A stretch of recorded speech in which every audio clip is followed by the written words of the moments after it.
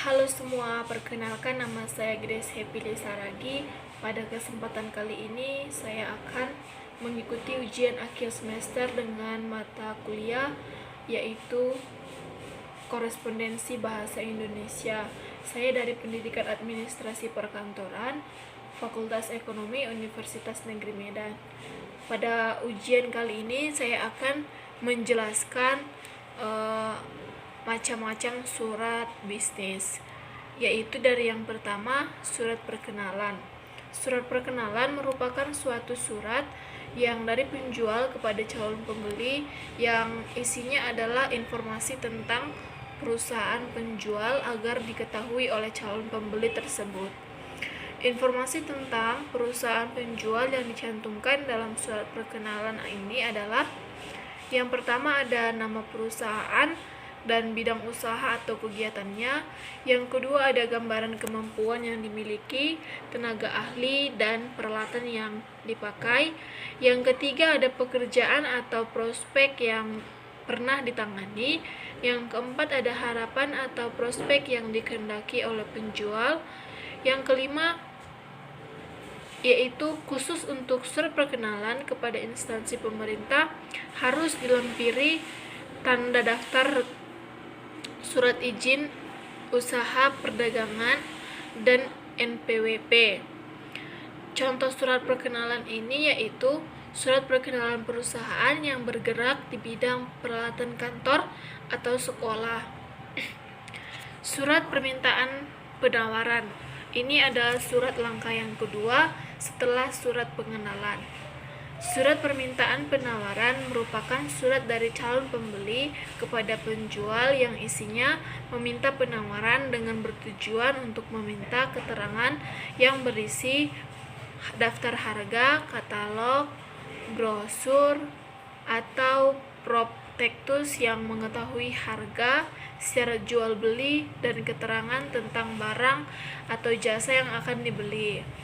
Di dalam surat permintaan penawaran barang, biasanya calon pembeli menanyakan yang pertama nama dan jenis barang serta spesifikasi seperti tipe, ukuran, kualitas, kapasitas, dan lain-lainnya. Yang kedua biasanya menanyakan harga satuan, harga potongan, brosur, dan cara pembayaran serta cara penyerahannya. Namun yang ketiga yaitu kemudahan yang mungkin diperoleh pembeli sebagai layanan jual dari perusahaan kepada pembeli. Contoh surat permintaan penawaran yaitu surat permintaan penawaran peralatan kantor dan sekolah. Setelah itu ada surat penawaran. Surat penawaran merupakan surat dari penjual kepada calon pembeli yang berisi penawaran barang atau jasa yang sekaligus sebagai upaya untuk menarik minat calon pembeli agar tertarik pada apa yang kita tawarkan atau apa yang ditawarkan oleh perusahaan itu sendiri. Surat penawaran ini dapat dibedakan menjadi dua macam. Yang pertama ada surat penawaran atas inisiatif penjual yang dikirim oleh penjual atas inisiatifnya sendiri, mempunyai kedudukan yang lemah karena surat jual itu belum tentu diharapkan oleh calon pembeli. Biasanya dalam surat penawaran penjual dapat dengan leluasa mempromosikan barang atau jasa. Nah, yang kedua ada surat penawaran sebagai balasan surat permintaan penawaran. Isinya ini terkait dan terbatas hanya menerangkan hal-hal yang ditanyakan oleh calon pembeli saja. Nah, yang menjadi syarat dalam surat penawaran yang baik itu antara lain satu, bahasanya harus menarik. Yang kedua, isi suratnya tidak bertentangan dengan kondisi barang atau jasa yang ditawarkan.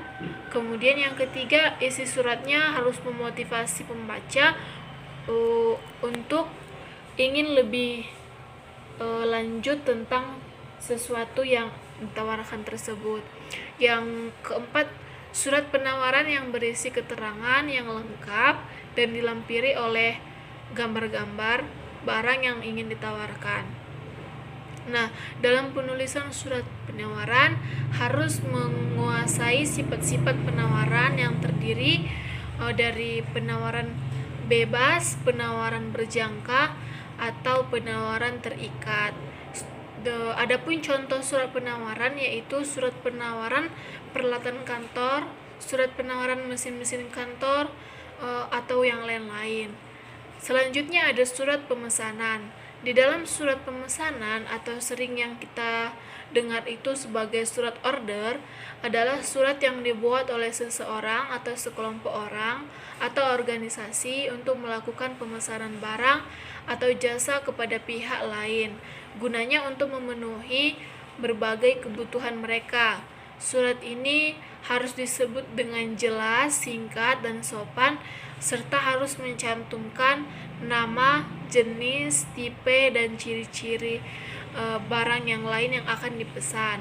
Kemudian harus juga dengan jelas jumlah pesanan, harganya berapa per unit, dan apa cara pembayaran yang akan dilakukan dalam pengiriman, penyerahan yang dikehendaki, dan waktu penyerahan dan waktu pengiriman yang diinginkan. Contohnya ini surat pemesanan komputer, surat pemesanan buku, atau peralatan kantor lainnya. Selanjutnya ada surat penerimaan pemesanan. Ini merupakan surat yang dikirim oleh penjual kepada pemesan karena penjual mendapat order dan sebuah persyaratan yang diusulkan atau yang dikehendaki. Di dalam order itu dapat disetujui oleh penjual tanpa perlu lagi membahas surat pemesanan. Isi surat pemesanan ini yaitu menyatakan penjual dapat memenuhi pesanan sekaligus menyampaikan waktu untuk mempersiapkan dan estimasi kapan pengiriman barang akan dilakukan. Manfaatnya surat penerimaan ini antara lain, yang pertama, pemesanan barang merasa tenang karena pesanannya dapat dipenuhi oleh penjual. Kemudian yang kedua, pemesan tidak lagi mencari barang yang sama dari penjual yang lain, artinya agar tidak double. Kemudian pemesanan dapat mempersiapkan segala yang diperlukan sebelum barang yang dipesan sampai pada tujuannya. Kemudian yang keenam ada surat konfirmasi pemesanan. Nah, surat ini yaitu surat yang berisi data tentang pesanan yang terdiri atas nama barang, jumlah, harga, dan syarat jual beli dan lainnya seperti tempat penyerahan, waktu penyerahan, cara pembayaran, dan lainnya yang bertujuan untuk memperoleh kepastian tentang pesanan berikut syarat jual beli yang dikehendaki penjual. Kemudian ada juga surat penolakan pemesanan. Surat ini biasanya berisi alasan yang logis namun dengan bahasa yang halus dan sopan agar hubungan terjalin baik antara pembeli dan penjual. Kemudian ada juga surat pengiriman pesanan. Surat pesanan dari penjual kepada pembeli harus pasti memakai sebuah surat, paling tidak surat pengantar barang yang dijadikan sebagai bukti. Contoh surat pengiriman pesanan ini adalah surat pengiriman pesanan laptop, surat pengiriman pesanan alat tulis kantor, dan lain-lain. Surat selanjutnya ada surat pengaduan. Surat pengaduan adalah surat yang berisi pengaduan pelanggan terhadap pihak lainnya atau manajemen perusahaan dengan cara yang baik, sopan, ramah, dan tidak emosional karena pelanggan merasa dirugikan atau dikecewakan, agar segera mendapatkan solusi dan jawaban yang terbaik bagi kedua pihak antara satu dengan yang lain. Contohnya, barang yang diterima dalam kondisi tidak baik bisa jadi seperti cacat, rusak, atau sudah kadaluarsa.